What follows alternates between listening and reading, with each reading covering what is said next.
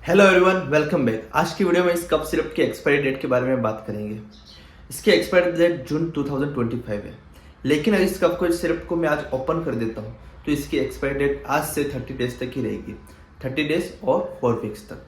काफ़ी सारे पेरेंट्स को आदत होती है, उनके बच्चों को कफ और फीवर के सिम्टम्स आते हैं, डॉक्टर्स के पास जाते हैं, डॉक्टर्स प्रिस्क्राइब करते हैं जो भी सिरप्स वो उनको यूज़ करते हैं और 4 और 5 डेज के बाद सिम्टम रिड्यूस हो जाते हैं तो वो स्टॉप कर देते हैं और सेम सिम्टम्स उसको 3 और 6 मंथ के बाद फिर से अपीयर्स होते हैं तो वही कफ सिरप उनको यूज़ कर लेते हैं वो लोग, जो कि नहीं करनी चाहिए। क्योंकि कोई भी कफ सिरप होता है उसको ओपन करने के बाद उसकी एक्सपायरी डेट 30 डेज और 4 वीक तक ही रहती है। इसी तरह हेल्थ रिलेटेड इन्फॉर्मेशन जानने के लिए सब्सक्राइब करना बिल्कुल मत भूलें। Thank you.